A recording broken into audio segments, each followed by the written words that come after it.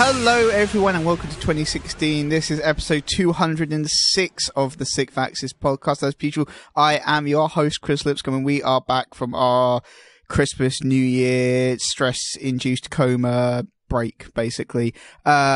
Joining me today is the Jaffa Cake fiend, Lewis Gaston. Say hello, Lewis. Cultural clip. I can't even understand roughly what you're saying. I said total eclipse. Total eclipse of Jaffa Cakes? Do you not remember that advert? No. Oh, well, yeah, I do, yeah, sort of. Half moon. Yeah. Total eclipse. And also joining us this week is probably still the newbie at TSA, Dave Irwin. You right, Dave? Yeah, right. I think you're still the new guy. Yeah. At the minute. At the moment. At the minute.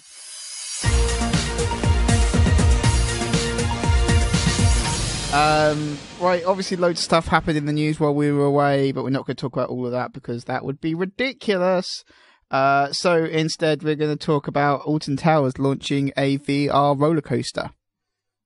Will this one crash and break people's legs? I don't know. Probably not. Probably seems like it would be safer, right? Well, oh no, because they it's still an actual roller coaster. Scandal. No, but really? It's still an actual roller coaster, but you also wear a VR helmet at the same time by the look of it. Yeah, right. That's what they say. So they are repurposing the old air roller coaster, in which you are strapped in and fly about horizontally. But rather than look at the other rides of the park, you will have a VR headset attached to your noggin, allowing you to fly through any landscape they can program. The new ride, Galactica, so presumably it's going to be like space, will use a bespoke version of the Gear VR headsets and will transport riders across the galaxy to the farthest reaches of space. All I can think of with that ride, all I can think of with that ride is the amount of puke that they're going to have to sweep up every day is going to be ridiculous. I know, right? People are going to be super sick. I mean, here's the thing: some people can't deal with VR on its own, let alone, being on the roller coaster and having VR goggles over their heads. I was just saying, I can do a roller coaster. I can't do VR. See, VR makes me feel very sick. I kind of assumed it was the other way around. I kind of assumed it was like you went and sat in a room with VR and it made you feel like you're on a roller coaster. And maybe they did like the simulator thing, where it swings you about. Not mind you, if you're moving on a roller coaster, maybe that will cancel some of the sickness because part of the sickness is that you're moving, but you're not moving. Yeah, actually, that probably might help a bit. No, there's also that feeling of atmosphere and stuff like that when you're wearing a VR headset. If it's anything different from what your brain's expecting, then it just completely makes your brain go, nope, can't handle this. Yeah, I think it's going to go one of two ways. It's either going to make it like 100 times worse, or it's going to help a bit. And I suspect for this first iteration, it's probably going to make things a lot worse. Particularly considering they're saying it's launching in April. Which was the ride that Alton Towers got people stuck in? Oblivion? That was the vertical one. It was the one where their legs kind of got trapped and it was all over the news. Yeah, I can't remember what ride it was. That was the Smiler. That was Thorpe Park. Oh, was that Thorpe Park? Oh, right. Was it Thorpe Park? It was the Smiler either way. I was just about to say, if it was Alton Towers and it was air, that was an interesting way of repurposing your own ride, but yeah, no. But yeah, it's an interesting idea at least, and I think it's going to be the kind of thing that we're going to see people trying for a little while till someone really nails it. But I very much doubt that Alton Towers are going to nail it on their first go. That seems improbable. Highly unlikely. True.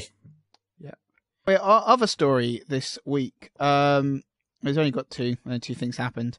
Amazon has launched this 20% thing off in the States for pre-orders, only in America to compete with Best Buy. But if you are a Amazon Prime holder in America, you now get 20% off when you pre-order games via Amazon, which I think is quite cool. I mean, obviously they're just trying to keep up with the competition, but given that the Best Buy thing costs you like $30 a month, and I think they're just rolling it into Prime in the States. $30 a month? Sorry, $30 a year. I was going to say.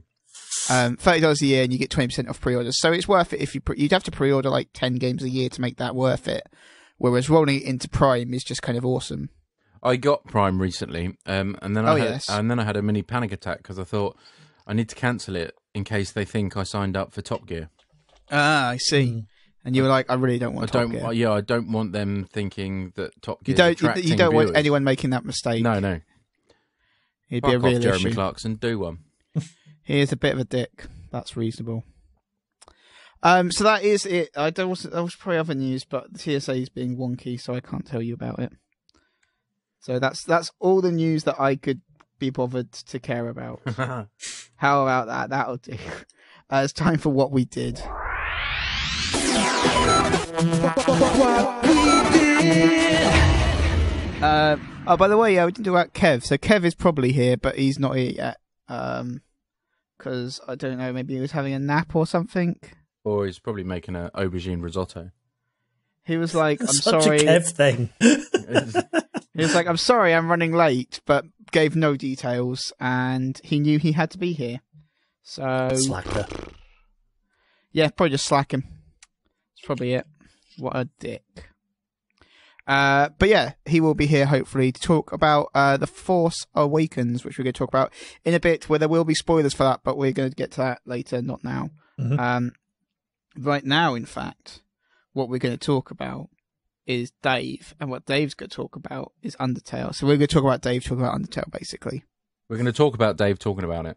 Yep. Okay. No, Dave's just going to talk about Undertale. Dave, tell us about Undertale. Undertale is pretty much unlike any other game that I have played. And in order to talk about it, I have to probably ask you all at first, have you got any intention in playing it? It depends what it is. I've never heard It's like of it. a weird... You're not going to play it because it's like a PC game. Oh, yeah, no. But it's an incredibly low-spec PC game. It can run on anything. Oh, yeah, but Lewis just isn't going to play PC games. No, because I don't have a PC. Well, no, it's on Mac, I think. Oh, yeah, no. Yeah, it is. Yeah, but you're still not going to play it. That was basically my point. You're not going to play stuff that's on Steam. I might play it, but I know enough about this game already that I don't care. So tell me. Okay, so... Also, people who are listening who might want to play Undertale, we're probably going to spoil Undertale for like the next 10 minutes. It's not spoiling like it, it's just kind of like, from what I understand, talking about Undertale basically means you have to spoil bits of Undertale. You have, well, it depends how much you want to say in 10 minutes, so... basically, Undertale is mindfuckery the game, because it has the best use of choice that I've ever seen. And this includes Until Dawn, which up until that point I thought had the best way of anything to do with choice. So, oh really? And the way that it does that is through your actions throughout the game. So right at the beginning of the game, you encounter this flower who basically says that you are in this place, and the way you get by is by collecting these little pellets, which I'm going to throw at you. And it launches them at you, and you start taking damage. And then all of a sudden, the flower, which has been really, really happy face, gets this really sinister grin and says that the only way to survive in this place is to kill or be killed. And then what the internet has dubbed the Goat Mother comes in and saves you. Okay. I can't remember her actual name. It's something like Norse or something like that. But she comes in and saves you and basically introduces you to the actual world itself. And as you go along, you realize that the game is actually more like a bullet hell than an RPG, but there are RPG mechanics in that you attack monsters you can attack monsters. The other way you can deal with monsters is to try and spare them. Now, and this is why it's so different, because, and this is probably the biggest thing, is how you deal with monsters in this particular game determines the ending that you get. To emphasize this, like one of the first encounters that you get could be a frog, which you could deal with either by running away, you could deal with it by just flat out slaughtering it, or you can basically complement it. It does an attack, and then you can basically say, right, I'm going to spare you. And that ends the battle, you get some gold. But you don't get any experience. That's actually really important, that you don't get the experience because of what happens at the end of the game. So, and you go along and you find out all of these characters. So the two internet characters the two characters that the internet has latched onto quite a lot are characters called Sans and Papyrus, who are named after the fonts. Oh, that's interesting. Oh, so when they speak, their speech bubbles are in that font. That's smart. Their text is in that font. Yeah. So and because those two fonts are absolutely horrific, it's actually made it so that they are part of the character, and I think that's really, really cool. Also, Papyrus is a bit simple, whereas Sans is really sassy, to the point where, depending on how you go through the game, you get different quotes from Sans about how you've done. So, let's say and this is huge spoiler warnings and all that kind of stuff. I've noticed that Kev's just joined us, by the way. Yeah, Kev, we're spoiling Undertale for you. Okay, I'll turn you down. Turning it down. Kev's going to go away for a minute. Okay. So the main thing about Undertale is, depending on how you play it, gives you a different ending, which gives you different encounters. So if you try to play it, mostly balanced, or if you're trying to play it in a really, really passive way, but not overly passive, then you're going to get this encounter at the end, which does insane things with the actual game's files. Oh, okay. Oh, yeah. This is what I've heard about, some of this shit. Yeah, so during the final encounter, the game will actually close on you. That's one of the main things. It will just go, oh, you just lost, haha, I'm going to taunt you, okay, bye. And then the game closes and you have to open it up again. So yeah, and I've heard you get your save state reset and shit like that. Yeah, it does insane things with your save states, and also from what I understand, it is not saving itself in the way that normal Steam games are. No, it's putting save files all over your fucking system because it's so that they're almost impossible to get rid of.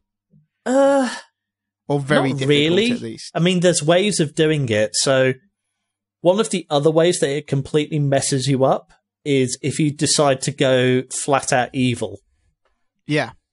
Not only do you get probably one of the best boss fights I've ever played, in the form of one of the characters right at the end of the game, if you go down the evil route, and trust me, it's insane.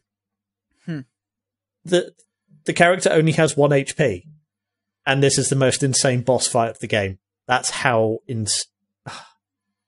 I just gush every time I talk about that particular boss fight. Yeah. But then everyone does, because the music is amazing as well. And that's the other thing, the music in the game, it's retro style at first, but there's little nuances of other kinds of styles of music as well. So you got a rock number in this boss fight, for example, or there's something that sounds like it's from one of those raves in the 90s for one of the boss battles. And there's just so much in a game that actually is at reasonably priced what it is. And yeah, the visuals are not going to please everyone, but at the end of the day, it is by far one of the most rewarding games I've played in the last year. Yeah. And I would say it's actually better than Fallout 4. It's just this really interesting game. Like, from what I understand, it's just doing really intriguing things that games aren't doing really before. Particularly, I from what I've heard, there's a character called like Lesser Dog, and the Lesser Dog is adorable. One of the options is to pat him, and every time you pat him, like his head gets bigger and eventually just goes off the screen. Mm. Yeah. There's also a dog that you find in a snowball, and all of a sudden he rises up, and he's in a massive suit of armor with a big sword. And the way you deal with him if you're going passive is just basically pet him and treat him like a little puppy. Amazing. It's just great. But yeah, it's definitely one of the best games I played last year, and I'm really, really sad I didn't play it sooner, because it seems that the internet latched onto this pretty much as soon as it came out, and I was pretty late to the party on it. But it does so many different things. I mean, even if you go through the entire game not killing anyone, you get an entirely different ending. And there's also like even the neutral endings. There's like little changes where it basically says, "Okay, you did this in your playthrough," or something happened in your playthrough that is different to all the other ones. But if you go completely homicidal, and there's a choice right at the end where it goes, "Oh, by the way, in order to get your game back, you're going to have to give me your soul." And I can't remember what the actual choice is, but it can actually disable the game. So you have to go into the game's files and restore your own files in order to be able to play the game again. Yeah. It's doing crazy. Like, I'm fascinated by this game, and I really need to try it. And I'm sorry for spoiling it all for you, Chris. No, it's alright. I've listened to it on like a few podcasts already. I forgive you. I was about to tell Kev to come back, but he already came back. All right. So Kev's here. Not going to spoil it anymore. Happy New Year. Happy New Year, Kev. Did you want to talk about anything, Kev? Yes, Star Wars. That's not Star Wars. All right.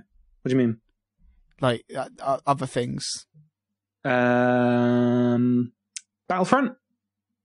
That's still Star Wars. The Force Unleashed. Also Star Wars.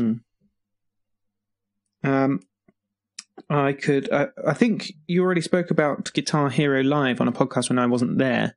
Yeah, we did for a bit. I got that for Christmas, so I could talk about that, but you've already spoken about it, so... That might have been Dave. Dave, did you come on this podcast and talk about Guitar Hero? I did not. I did. Oh, Lewis did then. I knew someone had, and I was like, yeah, Dave likes guitars. Just because I like guitars doesn't mean I play every guitar game out there. I'm not made of money. All right, well, in that case... How do we know? Are you made of money? Has anyone checked? No one's actually seen Dave in the flesh, or as his case would I've the seen paper Dave in the flesh metal. multiple times, but... Yeah, and you've seen me in the flesh, Kev. Yeah, no, I realise that. But how can I be sure, That's just the fleshy robot that your true coin and paper self sends out. Yeah, we didn't Kev. cut you up. We didn't gut you like a pinata. So, check if you were made of money. Am I right in thinking, Kev, that what you were doing this entire time was making a tinfoil hat? Pretty much. I've had this tinfoil hat for years. I don't know what you think. I've just made it now. Tinfoil hat's been ready and waiting. I was wearing tinfoil hats before they were cool. Lewis, talk about Fallout 4. What? Fallout 4.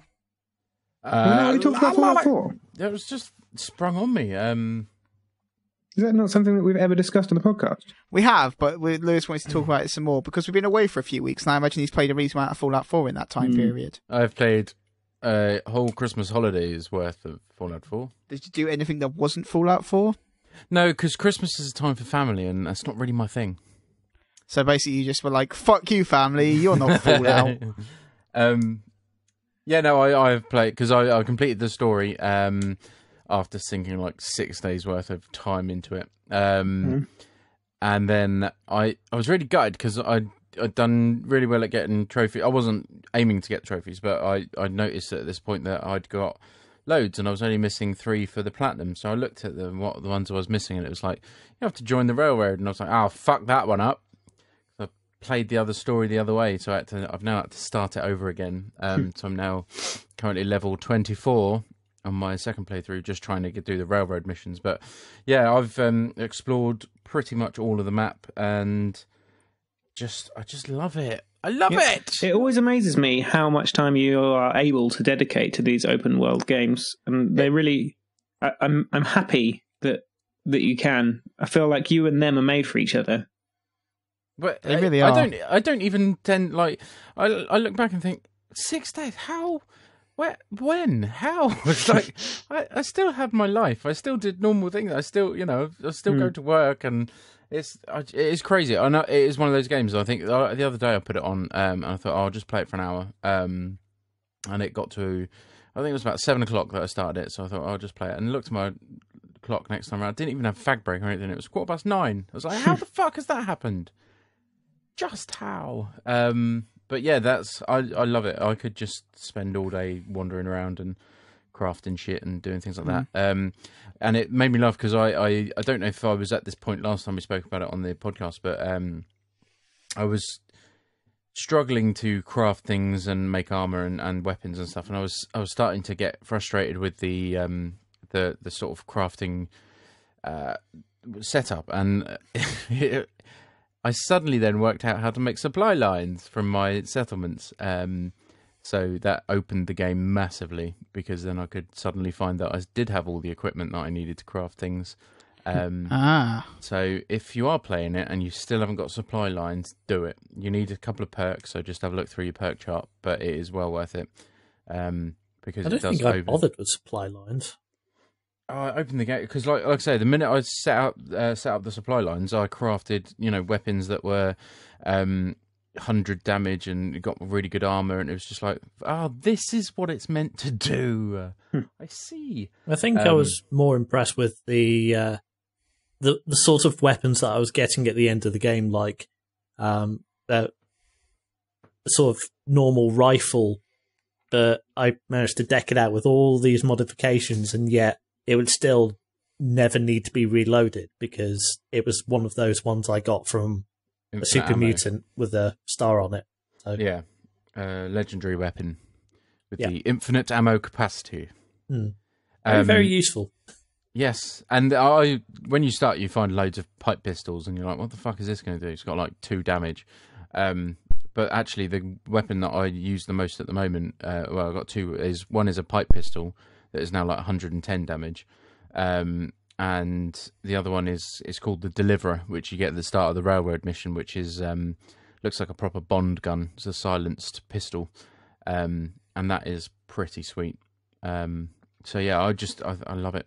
I wanted to talk about it because it's been, I don't know, a couple of hours since I last delved into it. So just talking about upgrades and weapons and stuff reminded me that I just finished last night Ready Player One. Oh, did you? Yeah. Did you like it? Yeah, I loved it. It was great. What's Ready Player One? It's a book that Lewis has previously discussed on the podcast. Oh, yes. No, you're right. I do remember her saying something about that. Yes. It's good. I concur with his recommendation. I have to check it out. Gets you right in it, doesn't it? Yeah, it really does. Like, I started reading it probably, I don't know, weekend just gone. Yeah. And just haven't really stopped reading it other than to go to work, which was a real inconvenience. But so I'm looking forward to that film. That'd be good. Yeah, it will be interesting. It could be interesting to see how they do it all. I think it definitely depends on the licenses to make it as enjoyable as the book. They need to get agreements from people to put shit in there. Yeah, I think that's going to be the big deal.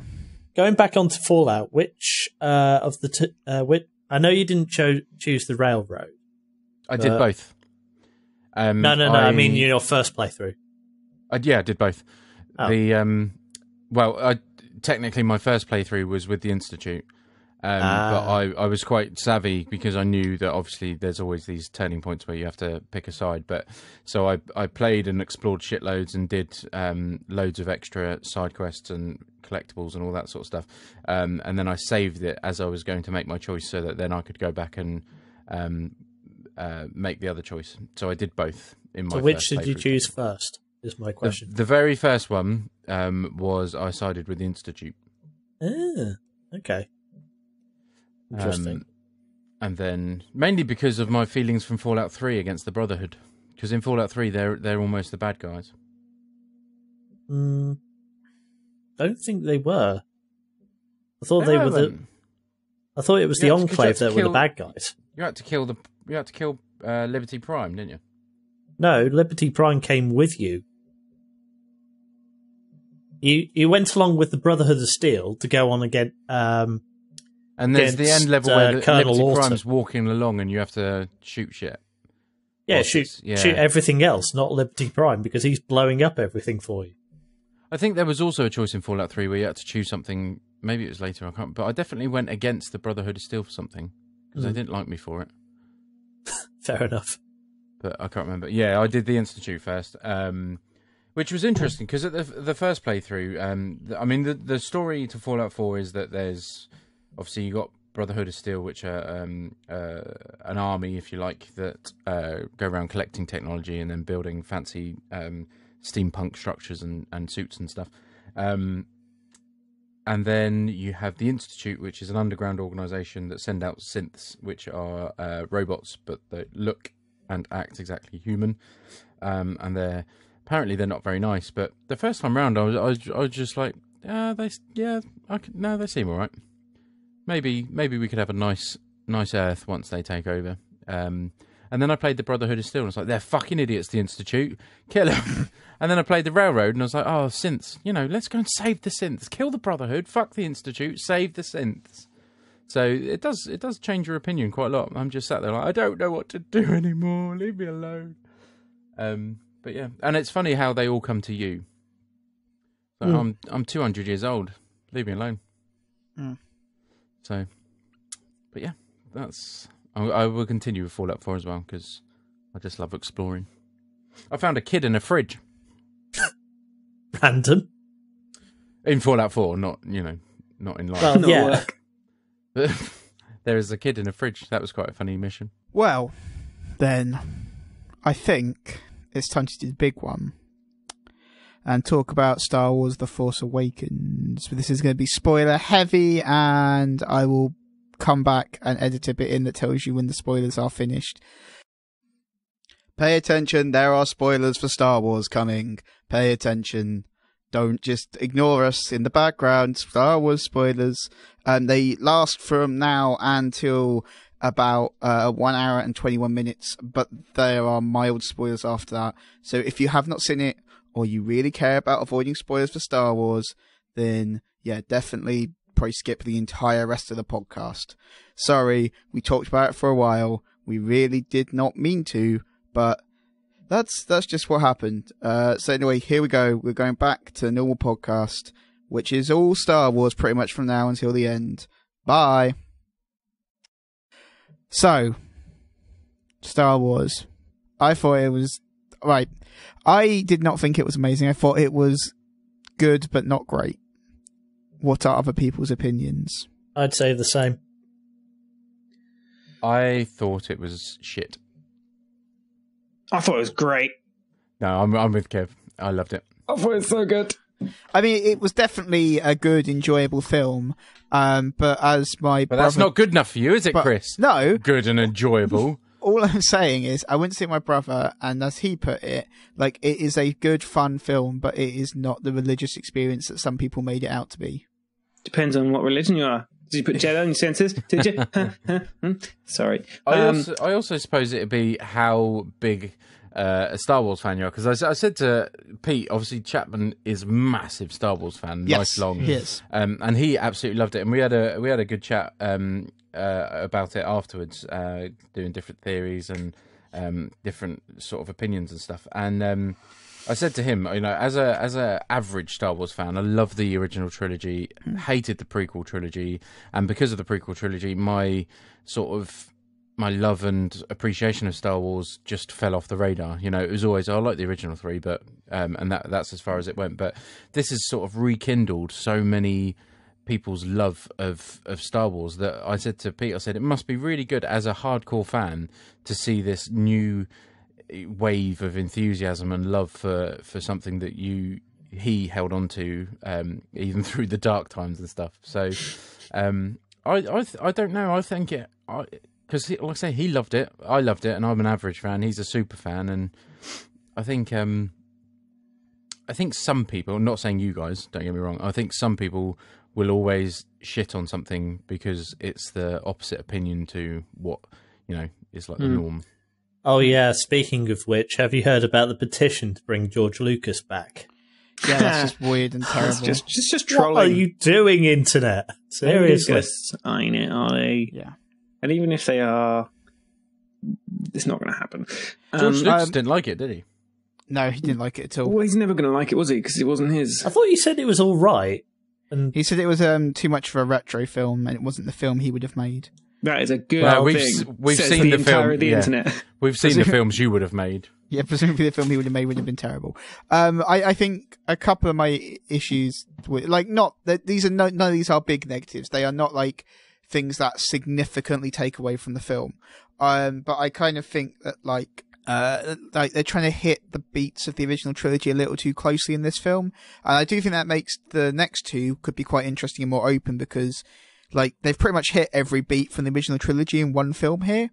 So they can go in new directions in the next two. They've done sand, jungle and snow. Is that what you mean? They've done sand, jungle and snow.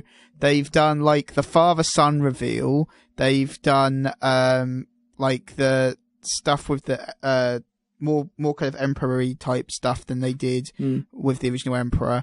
There's lots of stuff going on. There's Did anyone get their hand cut off?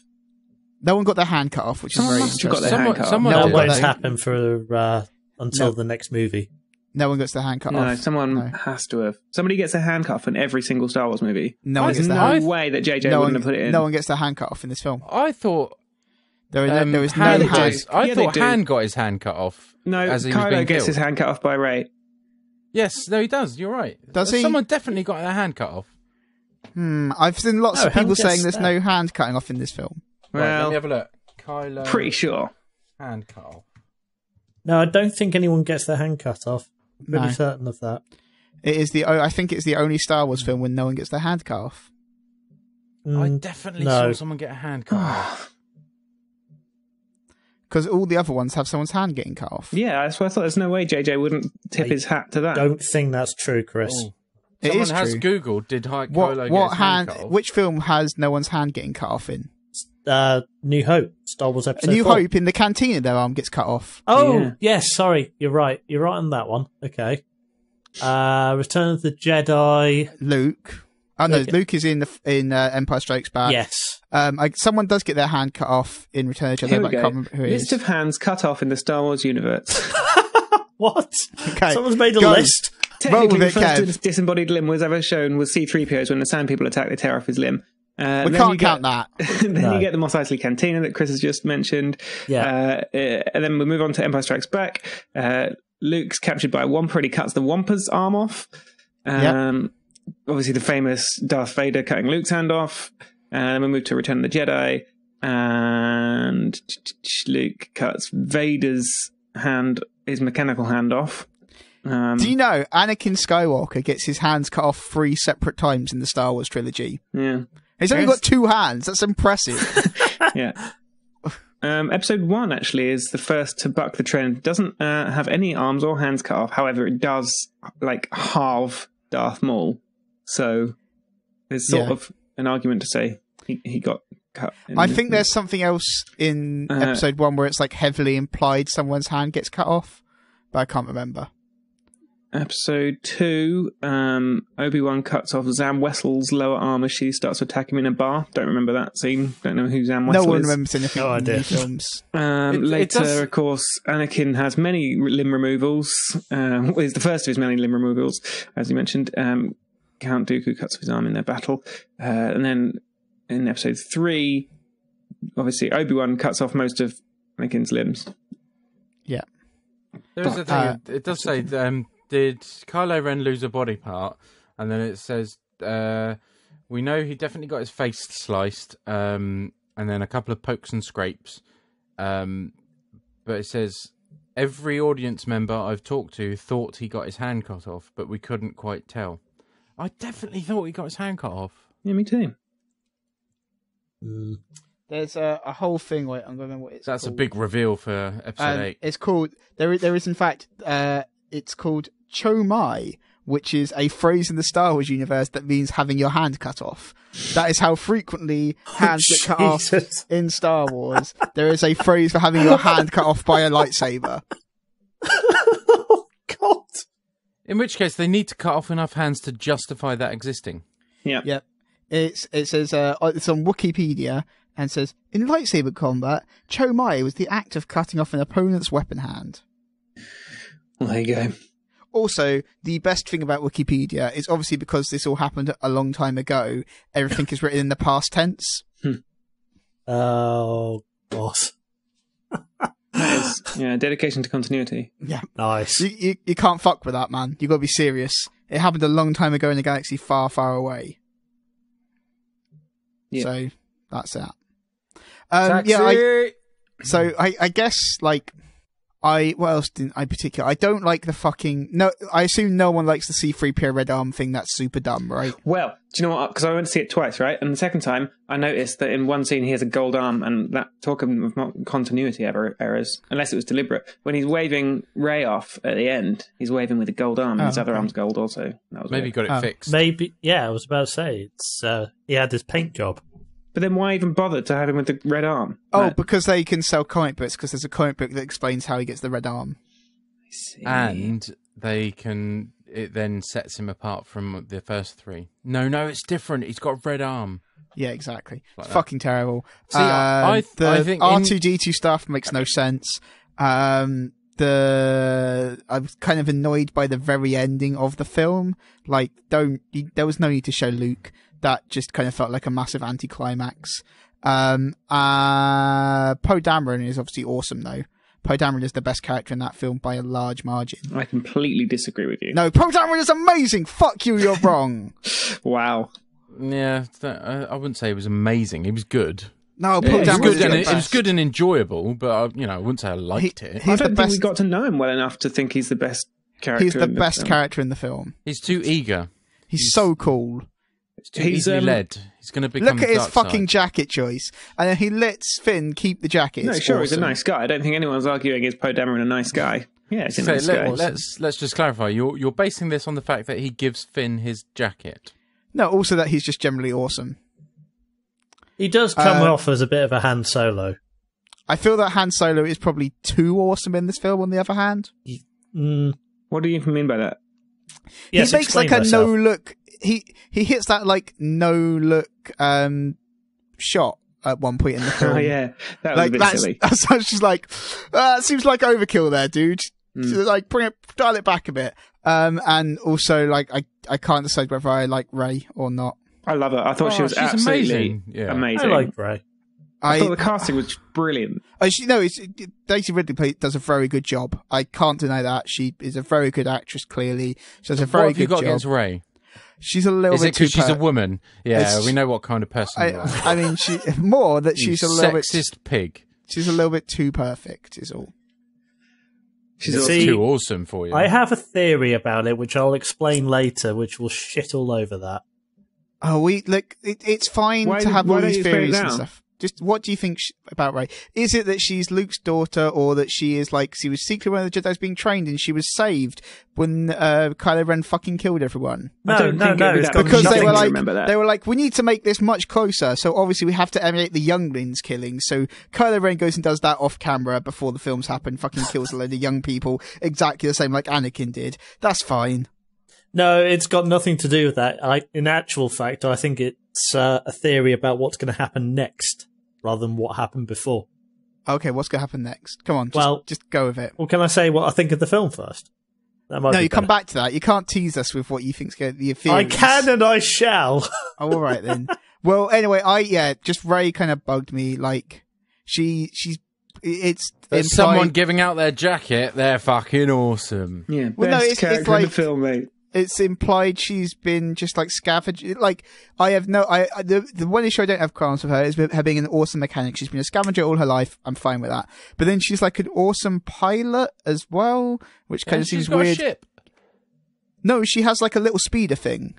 No, She's but been then when spending she's her running to entire that ship- career rummaging through old ruins of old spaceships. You don't think she's not going to know how to fly it because she doesn't know what strap to get? I would imagine more the fact that she doesn't. It's like it Like doesn't she seem knows like how she's- to fix the Millennium Falcon when it sort of... No, I've got no issue with that because, like I say, her scavenging makes a lot of sense for her knowing how to like fix shit because that was her job. But You're she wouldn't be able basically to making fix the shit if she didn't know how things worked in the first place. So your basic argument is that if I took an airplane mechanic and shoved them in the flight seat of a 747, they'd know exactly how to fly it pretty fucking amazingly straight off the bat. I'll take that plane flight. I don't think I would. Like that's I have that. Because the flight mechanic's a woman.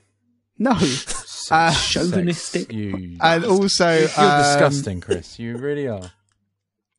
Like I kind of bought into. Someone gave me a theory that I buy into about why she uses the Force quite effectively later in the film, which I didn't like because she's had no training.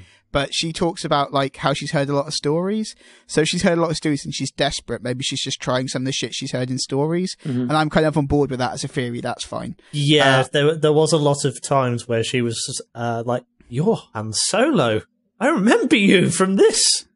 Yeah. And you're like, So ultimate If you fangirl. remember ahoy. the end of like Return of the Jedi, the entire galaxy is celebrating the fact that the Emperor is dead. yeah. Like it cuts to a whole bunch of different planets, and they're all just Yeah. like, "Woo!" So that was only 30 years ago, so people would definitely know the myths behind that event. And they Well, no. also say at the end of Return of the Jedi that the Force is in everyone. But also, it's like, in this, it's kind of heavily implied that no one's sure what stories are true. Like that comes up, like that's very specifically addressed. There was the other thing that was me. Oh yeah, I didn't understand anything about the Star Killer based thing. That was terrible. I hated all of that. Why? That like 5 planets get blown up and no one seemed to give a shit. They blew up like the Senate and no one gave It a was shit. pretty really. weird that was like the entirety of the Republic, Yeah. reduced down to a 30-second scene. And no one seemed to really care.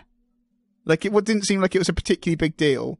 I think that might actually be a commentary on the second trilogy. The The prequel trilogy. prequel trilogy, yeah. Because that was basically all politics. Let's just blow up the politicians and... That I know. It just seemed kind of And weird. I'm It now also on some seemed weird government hit that list. like the other thing I found kind of weird was the fact that everyone, no matter what planet they were, seemed to be able to see the explosion of those 5 planets. I found that very I was just like, I'm at some very point you have to confused by this. abandon like scientific principles, right? Like it's a thing that's shooting sort of light and heat. Yeah, I let's guess, not get caught up in the physics which is Star light Wars. years away, but it does it very quickly. Therefore, it's traveling faster than light, but they can still see it. I was actually fine with that because they kind of explain a bit of it later on where they're like, oh, they made a hyperspace weapon, so it fires through hyperspace and then blows up the planet. I'm like, okay, well, that bit makes sense, like how it blew up the planets a long way away. That kind of made sense. But then everyone can see it in the sky. But then the fact that Leia was like just looking in the sky, I'm like, oh yeah, they are getting blown up. I was like, well, What I don't understand, right? What? It uses up a whole sun to shoot yeah. twice. No, I think the planet can move. Yeah, that just felt a bit sketchy. They don't really reference it at all. You just I think moved a planet out of its orbit around a it's star kind that you've of just destroyed. Yeah, I think it's kind of heavily implied, but yeah they don't like explicitly deal with the I fact was like, wait, that this planet moves. does it have I know another that makes sun? no sense either. This is why I fucking hate that weapon. Also, stop building super weapons, Empire. You're really bad at it. I Only did draw think attention to yourselves. Yeah. I did think you've made a Death Star or a super Death Star. You could have learnt your lessons by not building a porthole again. Yeah. Well, or guard it better.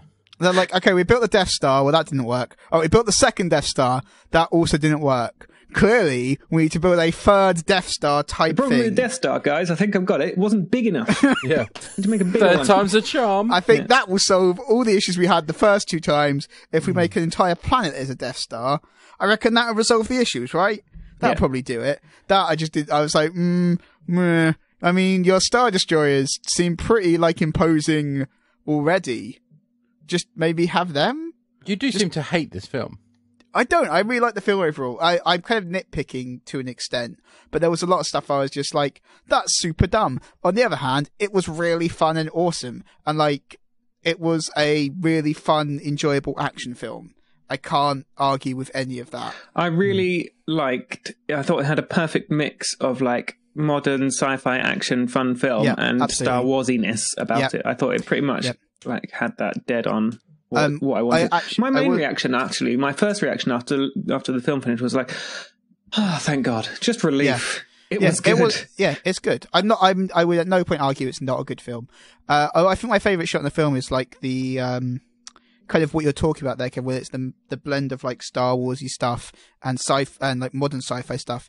Is the first time you see Rey when she's scavenging inside the Star Destroyer. That's an amazing shot. That really far out shot where she's dropping down in that shaft. Yeah, that's great. And it's kind of like, it's nice because it feels Star Wars, but at the same time feels quite like not Star Wars as well. It felt like a proper evolution. Yeah, absolutely.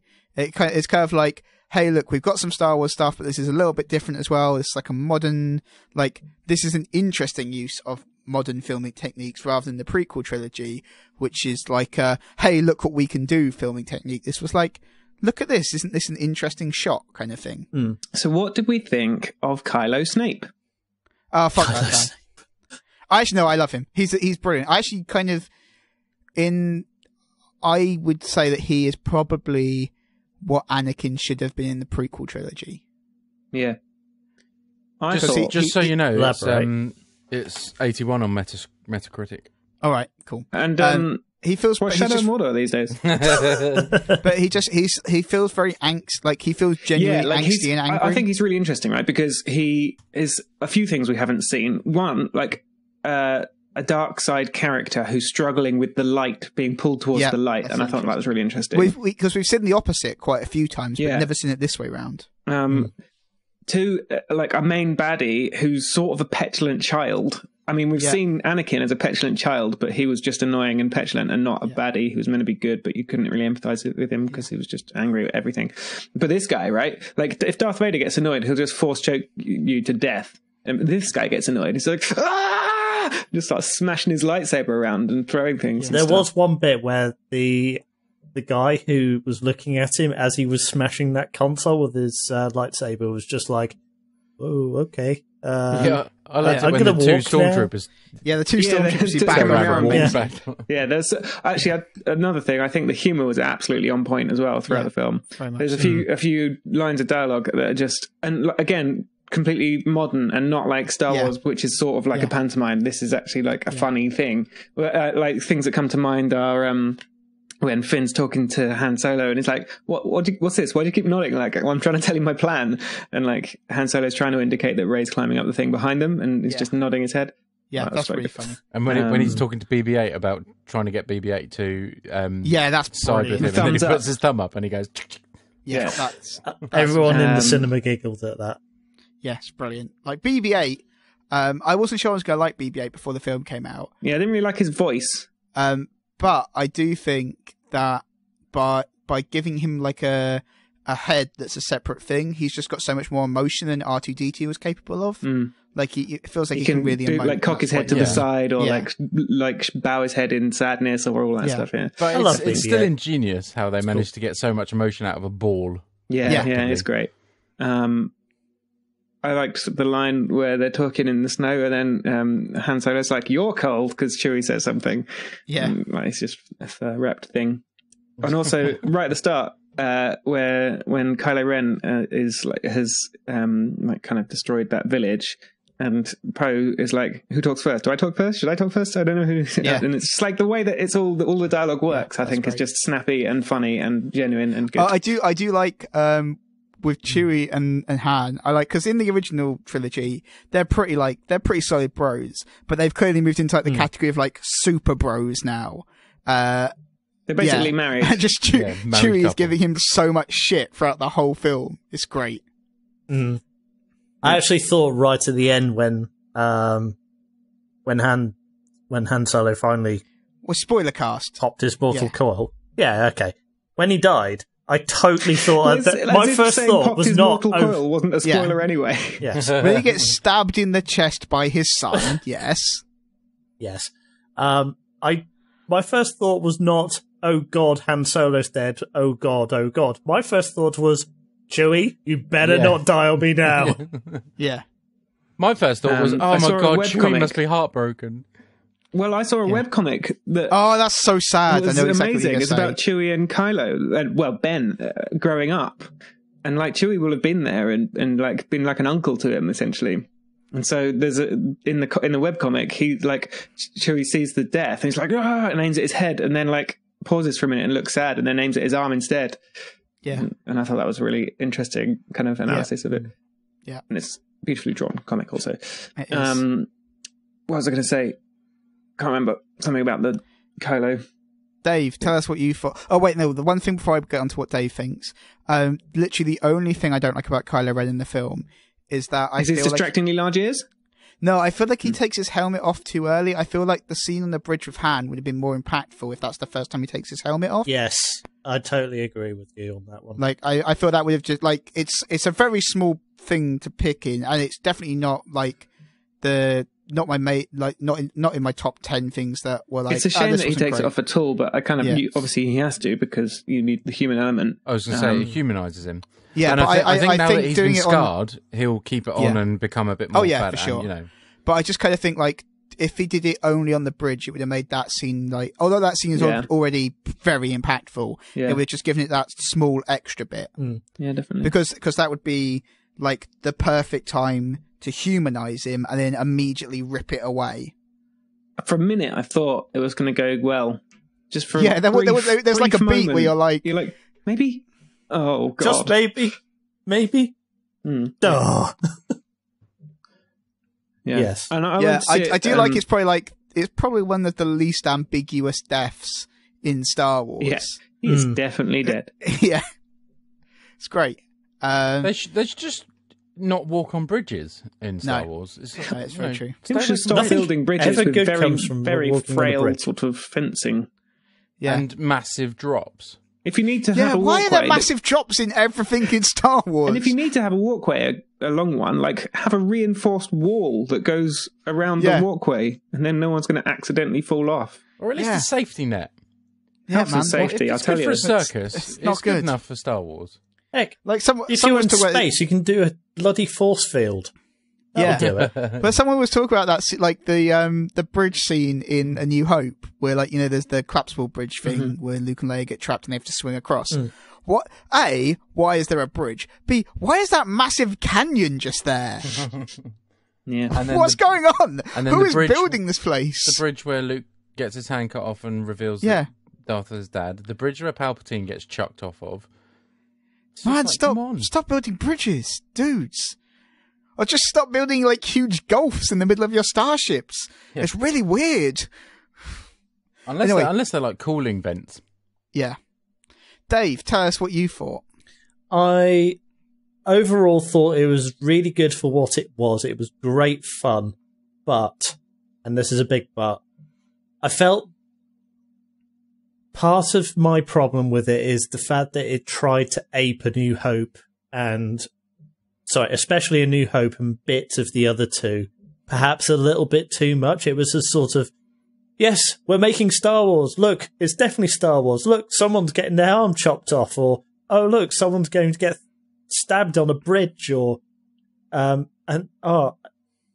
was just the thing that wound me up, because I figured that this is just J.J. Abrams written all over it, because every single one of his films, it basically goes, you know what?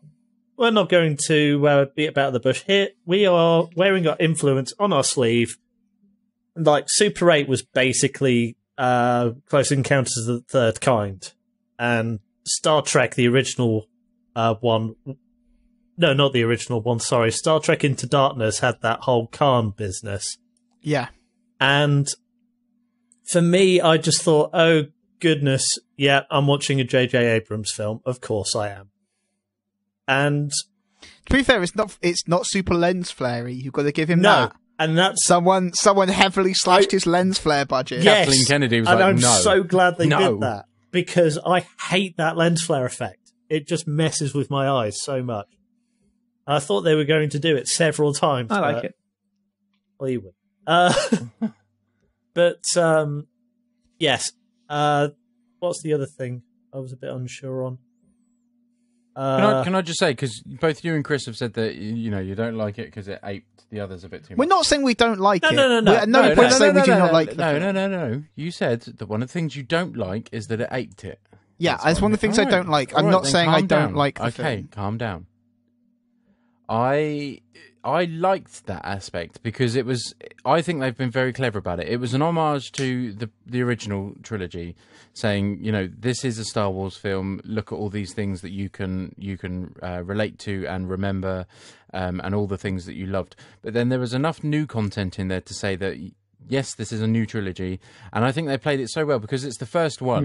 Mm-hmm. They've got that out of the way now. We know Completely it's Star agree. Wars. Well, and that's now, kind of my view. For the next two, we're going to get the meaty, new real elements. stuff. Yes. Yeah. I And thought I would say hope that's to very God well that that's done. the case because they can get away with that trick once, but I don't think they can get away with it in the Well, like next Chris two was films. saying earlier on, like No, they've done that's- all of the bits, right? Yeah, that's like your view there, Lewis, is exactly my view. Like I wouldn't say I don't even not like the homage. I kind of appreciated it, but I'm also very glad they're okay, that's done with. Yeah.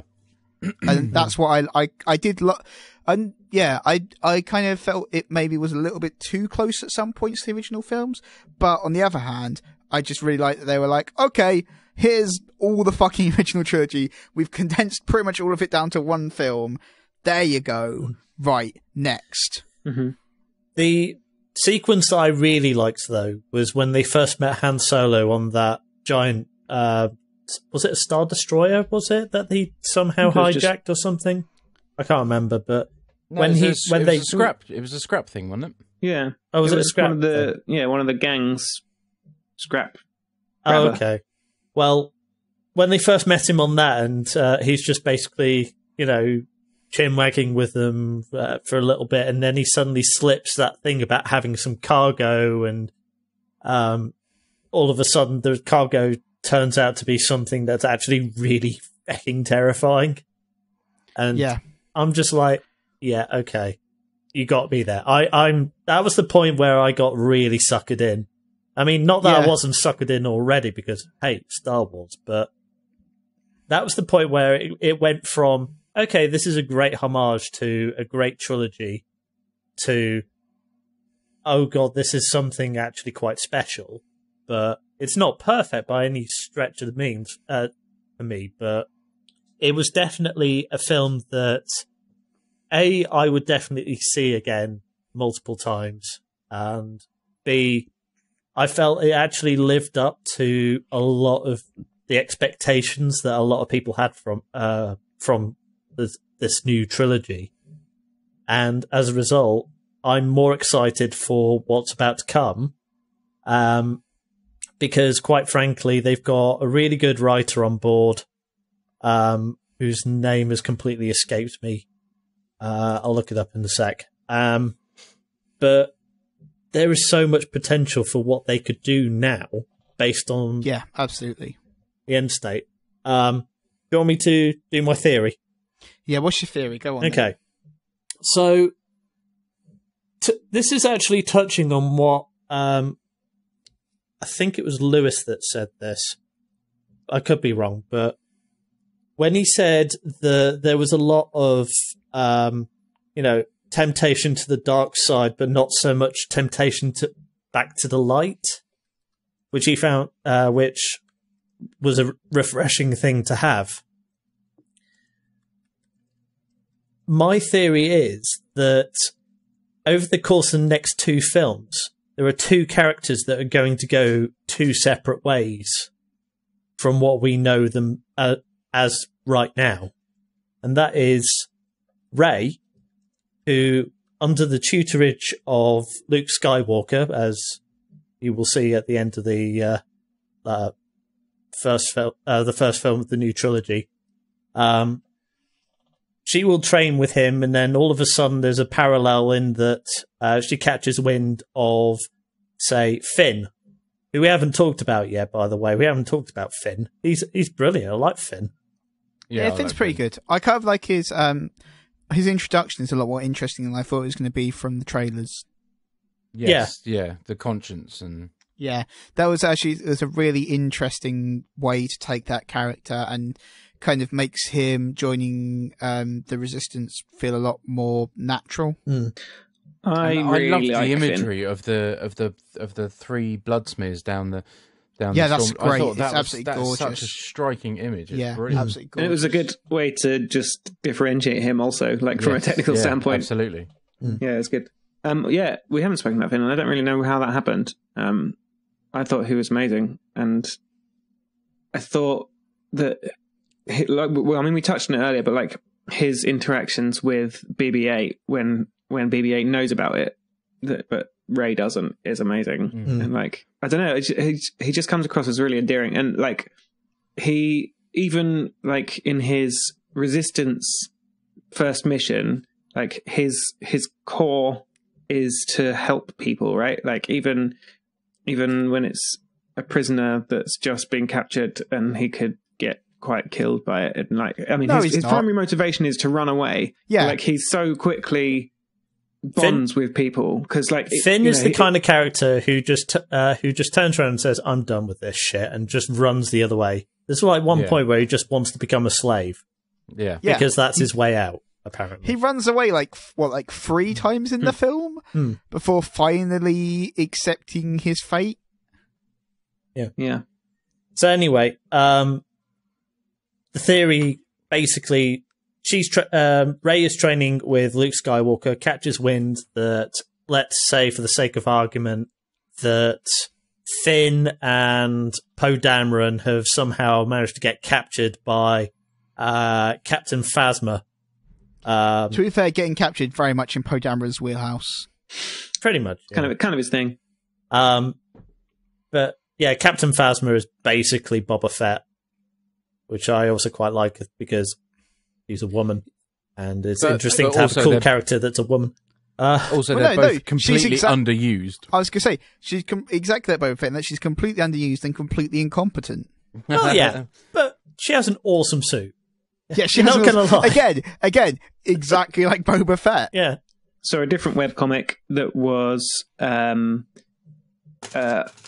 of Tarth getting into the armor, which was good. But I really like that with like the shield lowering scene, which is like basically that's the classic. You'll never get away with this. So I'm like, how do you think this is going to pan out? What do you believe is happening next? You've just lowered the shields. So I reckon they're going to get captured by her as part of some kind of weird twist of fate or something. A bit like how Han Solo got captured by Boba Fett and Darth Vader in... to be fair, that is mostly Darth Vader. It is mostly, yeah. Only rewatching actually, no, it's mostly Lando Calrissian. If we're going that was actually just to test that the carbon freezing doesn't kill people. That's the only reason Han gets frozen. Oh yeah, because they want to freeze Luke and bring him over to the Emperor. And that, the whole thing. Let's just check with some guy. That guy, come here. Yeah, come here, this totally guy. was. And I didn't realise that until rewatching them before going to see this one. So they get captured. Rey catches wind of it, and Luke does the whole, if you go off and abandon your training, you'll, succumb to the dark side, blah, blah, blah. And she goes, nah, I'm not. I'll be fine. Goes off. And then she finds Kylo Ren and, what is it? Lord Snoke? What's his name? Supreme Leader. Isn't he like Supreme Leader Snoke? Supreme Leader Snoke. That's the one. Thank you. Who, can I just say, I am deeply disappointed probably isn't actually giant. Yeah, Yes. I think that was brilliant though. Like, it's just a thing, just a hologram to make him more imposing. I thought that was quite smart. It was great, but it was also one of my most. I reckon it'll be tiny. But it was one of the most disappointing moments in the film where I was like, "Oh my god, what if he's giant? That would be amazing!" And now it's just gonna be like a normal sized guy, or maybe like you said, maybe. Really I think he might be small. Yeah, compensating for something like a dark side of Yoda. Yeah. No, I imagine like even tinier, just like he'd fit on a desktop. Yeah, difficult to be. Well, that's weird. Hang on, my own voice has just started talking. I'm just thinking of him like the size of like a beer can kind of size. Beer can. So, getting sidetracked here. I keep getting sidetracked, just naming characters now. Yeah. So they get captured. For the sake of argument, Poe Dameron gets stuck inside some carbonite or whatever, and then all of a sudden Luke turns up, and then Supreme Lord Snoke, or Supreme Emperor Snoke, decides, you know what, I'm going to snuff his life essence out, kills him, and then tempts Rey to the dark side. Yeah, that'd be pretty sweet. I'd watch that.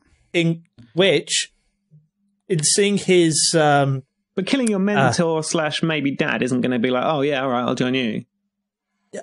Yeah, but that's the point.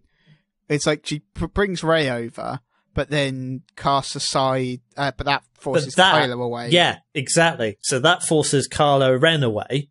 So he goes back to the light, and then the entire last movie is basically going to be her becoming more corrupt, him becoming less corrupt. He joins the Resistance, she joins the First Order, and then we have that battle again. Also, can we just talk about for a minute here the fact that, as we talked about, that Kylo Ren is a guy who has gone purposely to the dark side and is being tempted back to the light. That basically just means he's a massive arsehole, right? Pretty much. Like, well, he wants to be powerful, right? That's always the call of the dark side, is to get more power than you can get as a Jedi. No, but that's the point. It's like he hasn't been called to the dark side. He's specifically chosen the dark side, and he's being called to the light side. So basically, he's just an arsehole. Well, sure, but I mean, look at that. Because with all the other characters, you can kind of believe the corruption aspect. But with Kylo, who's just like, oh man, dark side seems pretty fucking sweet, right, guys? I don't know. Well, either that or it's, he's trying to infiltrate the dark side. Yeah, I've seen that theory. That's quite an interesting theory. So he must have some kind of vendetta against Snoke. Which, if you really think about it as well, does tie in with Darth Vader's, with it, like talking to Vader's mask and I'll finish what you started. Yeah. Because what Vader started is bringing the Empire down and killing the Emperor. Well, what he started was, human pod racing. So... I think that's the real also that. Oh man, if Kylo Ren, if the next two films are Kylo Ren's adventures as a pod racer, I would be so ludicrously on board with that. It would be amazing. I mean, technically, I think he's still the only human to ever have been in, let alone won a pod race. Think about this, right? Think how good the pod racing scene looked with technology back then. Back in 1997 or whenever it was. Imagine how fucking good it would look now. It would look amazing. Yeah, yes, but it would need to be one lap shorter because that race went on far too long. Yes, hey, that's there's a couple of things I wanted to point out. Things that... Are they about pod racing? No, they are about the Force, and it's cool to see two depictions on screen of the Force that we've never seen before. Depiction number one was Kylo Ren just like freezing a blaster bolt in midair, which was just so cool. Like the kind of potential energy of it, just sizzling and crackling and shaking. Oh, it was just great, and like added attention to the entire scene because you're just like, that's going off. And Force... my opinion suggests he's actually like more powerful than Darth Vader was. Yeah, it seems that way. And the second thing we've just seen, we've heard about before, but we've just seen for the first time is Force visions. And I thought they did that so well, like the way all of the scenes transitioned into each other. I thought it was amazing. And it was cool because like we've heard quite a lot about people seeing the future using the Force, but never seen it happen. And as a depiction also, of that, there's the whole awesome. like the whole Force interrogation thing. Mm-hmm. We haven't really seen that before either. That's true. Add it to the list. But yeah, going back to Dave's becoming theory, like a D&D thing, almost. New powers are required. I definitely think that we will see a Kylo Ren redemption arc. I can't see Rey going dark side. I just don't see it. Finn, because he's cheeky and lovable, but he'll, I reckon that'll blindside a few people. Well, the way she was fighting Kylo Ren was a bit savage.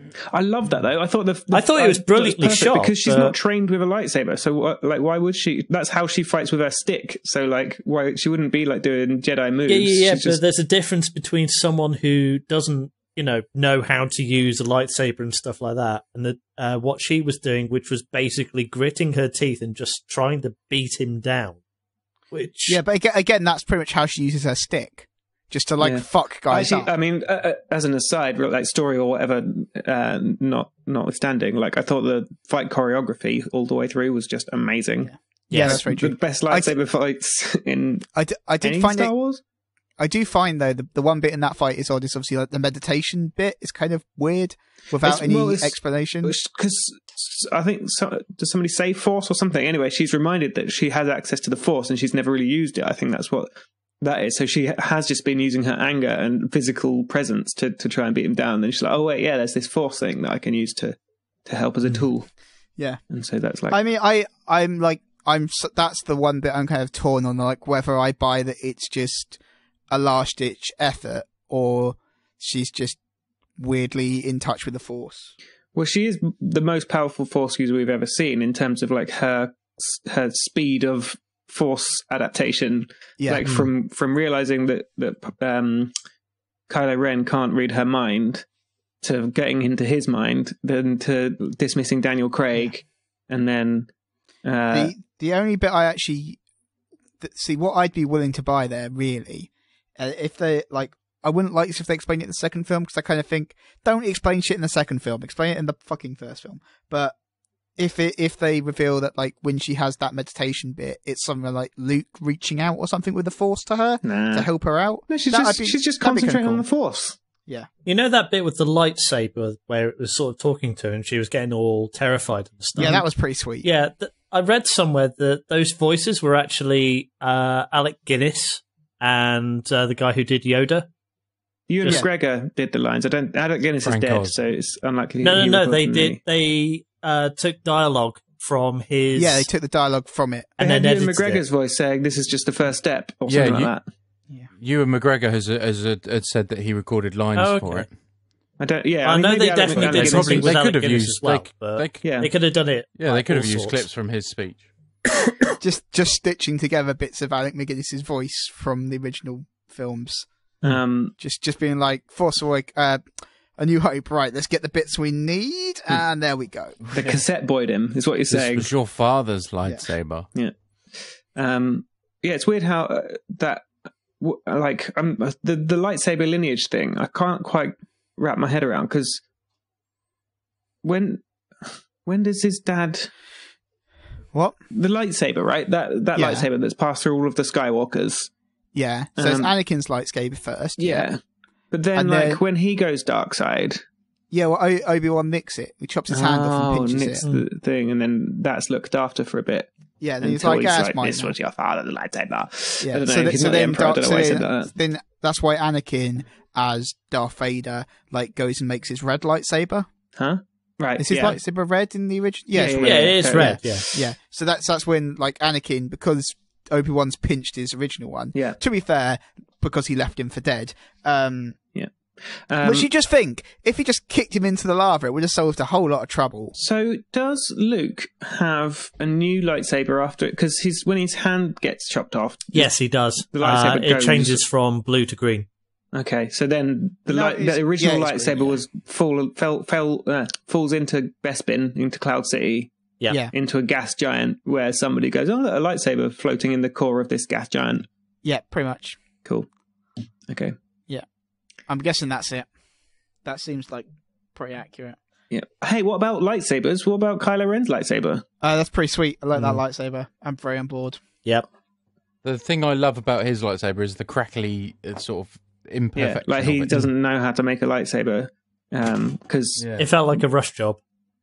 Wasn't I think it was a line in the originals that the Jedi makes the lightsaber themselves and using the finest precision of the Force or something. I don't know. Maybe I just made that up. Yeah, I think Maybe I've that's read that extended somewhere universe. as well. But yeah, like aligning all the crystals and stuff takes super Jedi skills. Possibly marks your completion of your passage from Padawan to Jedi. Don't know. Yeah, that's pretty much it. And Kylo just went, fuck it, yeah, that'll Botch do. it together. I like It's that. a bit crackly. Look, it's sure, got but- bits on the side. Yeah, that'll do. Yeah. But that's because the crystal's cracked, isn't it? Yeah, I mean, it's all theory, right? Like, they don't... No, that's Surely in it has that's two in bits. the book. Surely it has 2 bits out the side because that's the way it was No, it built. has 2 bits out the side. It's in. He like, needed there to was a- contain... But it's the handle's got a No, cross. but the reason it has a cross is because the crystal he was using is a cracked crystal, so it's got like extra I bits. see. So he And needed that's- to make a that's cross why. around it because it needed to vent, I guess. Yeah, because This has otherwise, gone into... This is overstepped now into super nerd territory, hasn't it? yeah, but basically otherwise, because like the hilt would have exploded Yeah. otherwise, which probably you don't want, I guess. No. You want to keep your hand in the Star Wars universe. Yeah, as we talked about earlier, Hmm. it seems like it's tricky at best to keep your hand. Yeah. But yeah, quite a good film. Quite like that. I'm quite excited to see the next one. Although I haven't verified this at all, but is the next one not going to be about any of those people? No, it's going to be about them all. No, yeah. That would be Oh, fucking no, weird. there's a Edition spin-off is- one. Oh, the next no, one is Rogue Rogue One. One, but then Yeah. that's a Which spin-off sounds one. amazing. Yeah. But- But the next actual one is Episode 8, which is Well, what's the difference between actual... well, like the next one Rogue Rogue- One is a spin-off film, But and then is it Star Wars Rogue One? Is that It's like Star it Wars is- Rogue One. It's the next Star Wars film. It's set before Episode 4, and it tells the tale of the X-wing pilots and the fighters that went off to find the information about the yeah, Death Star. but So in Episode 4, there's that scene where they say a lot of great pilots died to bring us Hmm. this information, and it's about their story. So it's like a gritty war Yeah. film, Hold on. like, but set in but Star when Wars. I say it's not the next main Star Wars film, is it's not an episode. Sure. It's a different Well, one. It's not mainline, If it's a I was saying spin-off. that I would argue that the criteria for it to be a main episode would be that it follows on the same story, and therefore Yeah. what I said at the start would make no sense. No, I think it's just called Rogue One: A Star Wars Saga. Interesting. yeah, sorry. But that's the next Star Wars film to come out, yes. which means I'm not going to get to watch the next proper one Which next Christmas. I'll have so to wait for the- 2 Christmases. So the next one No. comes out in No, May 2017 is Episode 8. So Rogue One comes out this summer, right? Something like that. Yes, and then May 2017 is is Episode 8 because they've started filming Episode 8 now. That's it. How exciting! Speaking presu- of that and Rogue then One presu- thing, Yes.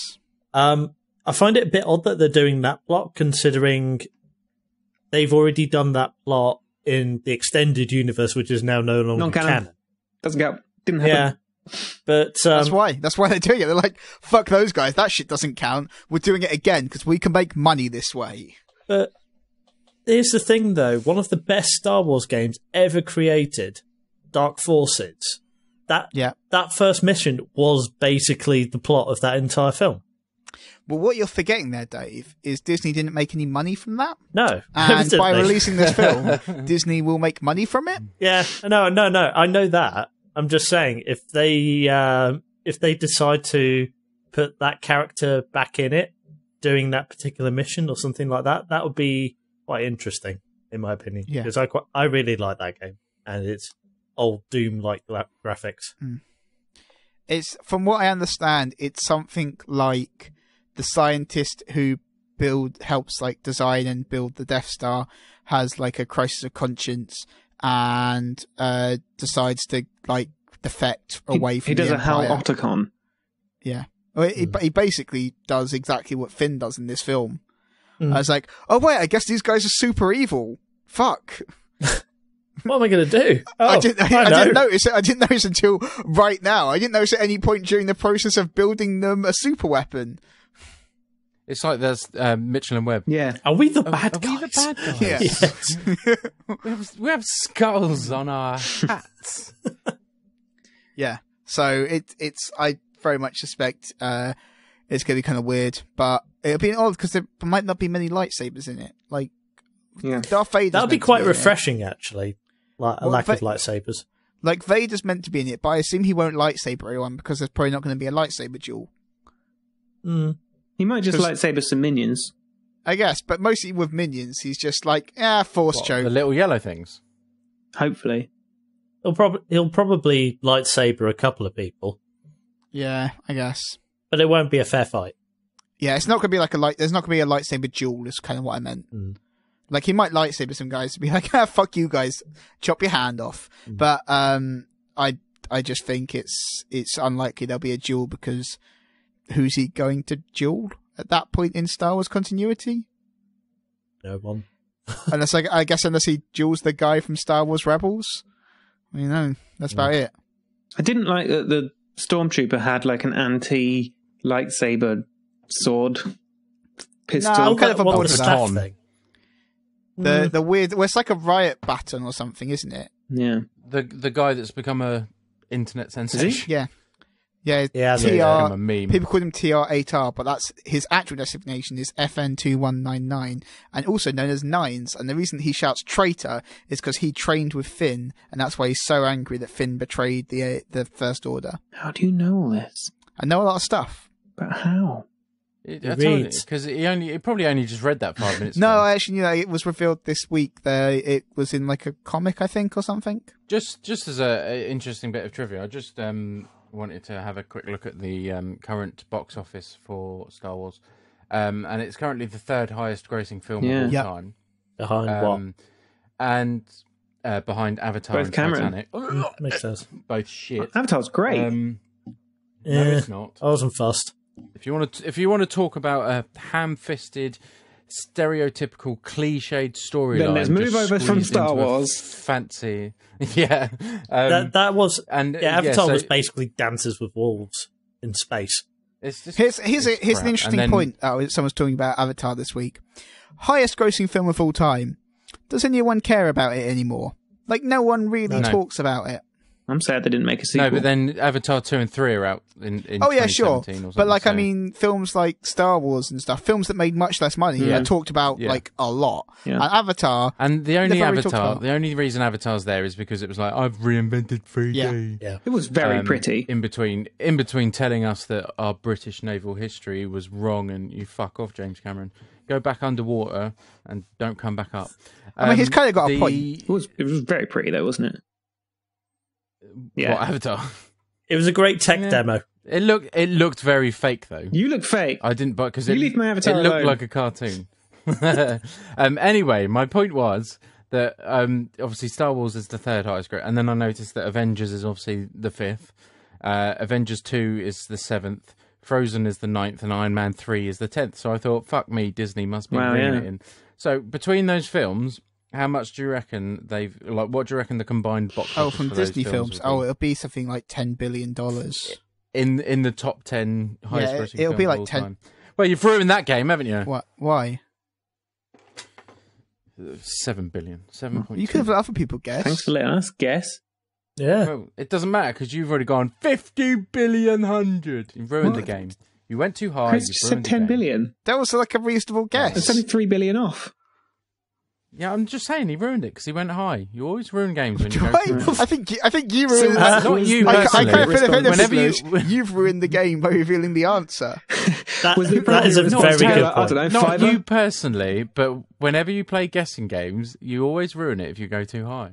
I'm sorry. There's a that stand-up wasn't my comic, there's a intent. bit I was, about that. I was can't my remember. actual genuine Might have been guess. Kevin Bridges, I think, the stand-up comedian, who's like, we've all got that mate, haven't we? Who, like, you'll never guess how much it costs to get over there. And like, what I do is just go like, I don't know, 400 quid, and look, they can only go down from it. Well, no, I mean, it wasn't 400 quid. What they want is to tell you about how expensive something was, and that's sort of what Chris has just done there. Yeah. Or the opposite is true if they want to tell you how cheap something is. Yeah, just Yeah. go It depends much on your more than answer. they were hoping that you'd say. Yeah, if I'd said how cheap was it, you could then go on 10 Yeah. billion.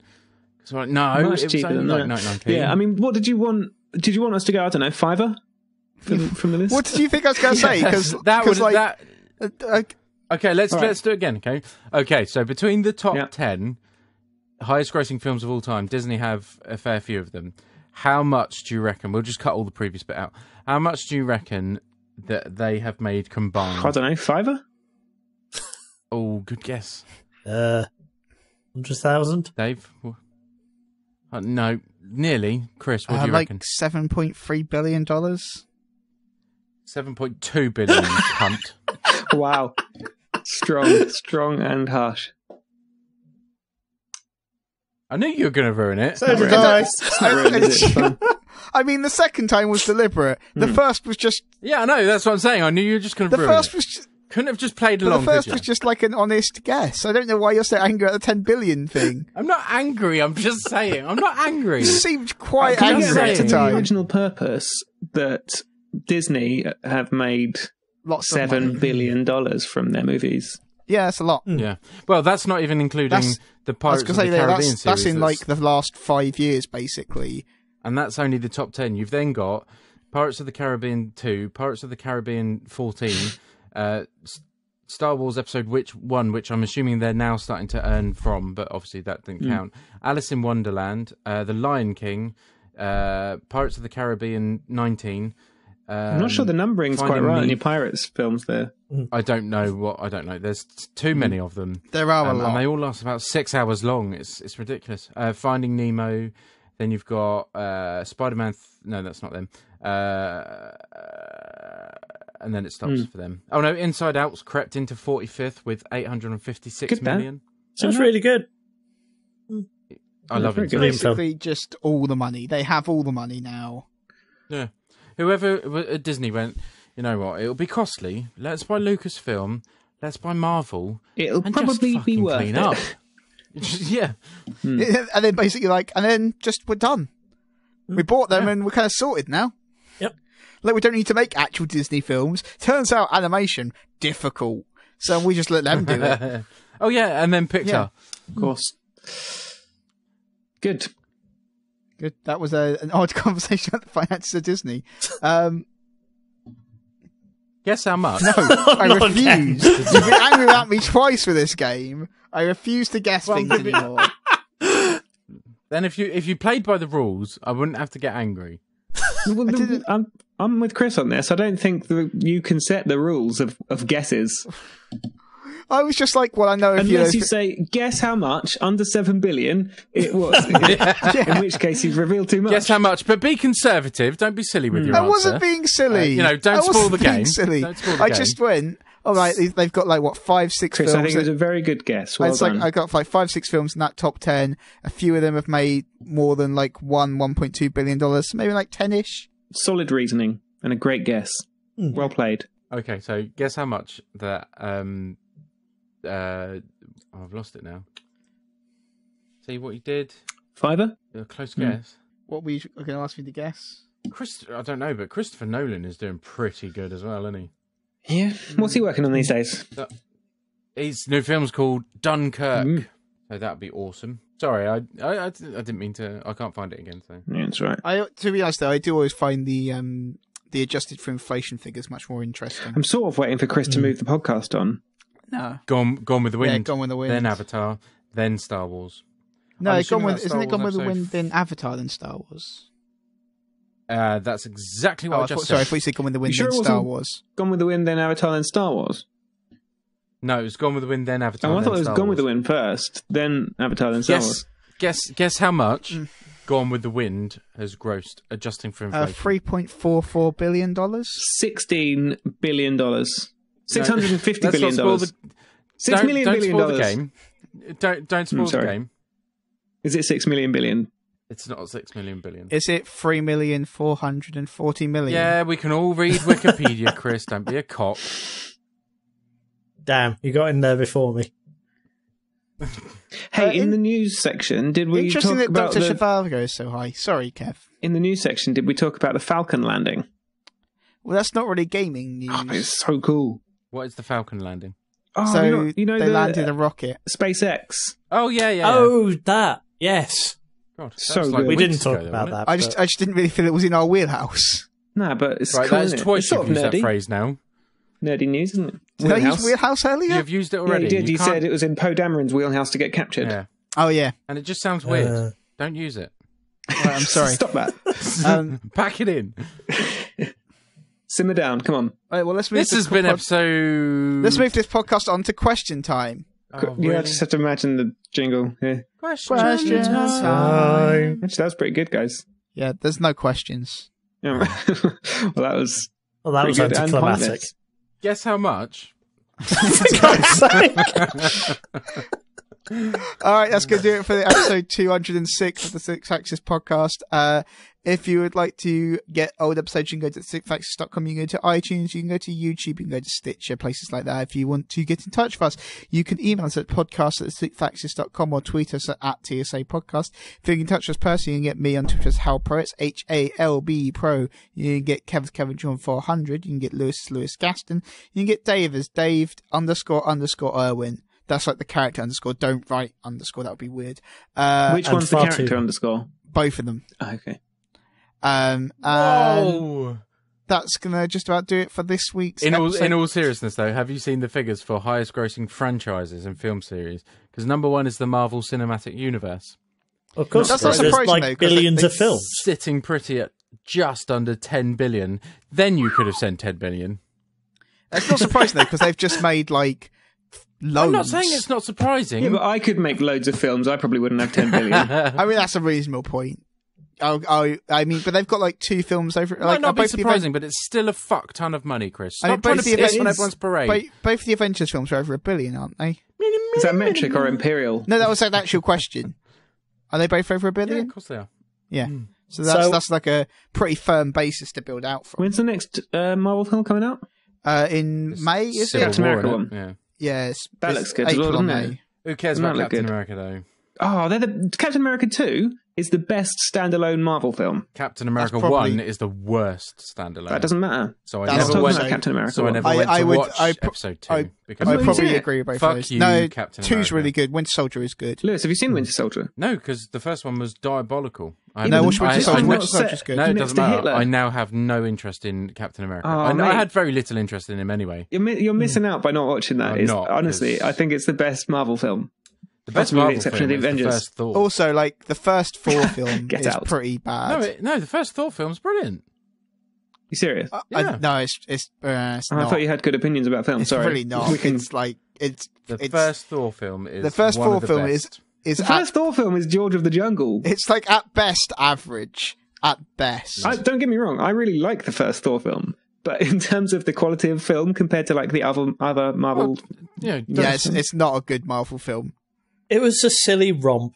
That's what it good. was. It was It the was most. George of the Jungle. I'm not saying like it's a cinematic milestone. I'm saying it's the most enjoyable Marvel film there was. Probably. well, But you're The saying it's the Avengers. most enjoyable. Yeah, No, you're definitely wrong. better than Iron Man 1, 2, and 3. you'd That's be trolling. oh god, that's incorrect. No, it's not. I'm not saying Yeah. they're not good, but Thor 1 is one of the most enjoyable. Like, the Probably, second- probably closely for- followed by for- the Avengers. For a start, the second Thor film is more enjoyable than the first No, one. it's not. The second Thor film is tripe. Are you sure you've not got them mixed up? No, No, I'm the with second Lewis Thor- in terms of order of Thor film preferences. The second Thor Definitely. film is tripe. That's where they go I to. found the second Thor film quite fun, but only because I was enjoying all of the special effects and Thoriness, not because anything was actually good. I mean, there's the fight with the armor in the first one that's dreadful. Mm. You mean the Destroyer? Is that what it's called? I can never remember. The something? It's the something like Destroyer, Devastator, armor, something like that. Yeah, that's really bad. Armor doesn't begin with the. I hope it does. The It's no Dharma. Amazing Spider-Man 2, though, is it? Well, that is actually pretty good. Watched that on the plane. Did I? Don't know. Destroyer. The Destroyer armor is what it's called. Destroyer. Yeah, that's it. That's a really That's good. bad scene. Oh no, the Destroyer. The noise that the Destroyer made in the that's a cinema good noise. was like That's a good the noise. best noise in film. But it's just this weird homage to like the Bye. classic showdown in a western. Yeah. Anyway, goodbye everyone. say goodbye. Yeah, see ya. Ta-ra. Bye. Goodbye. The Sixth Axis podcast.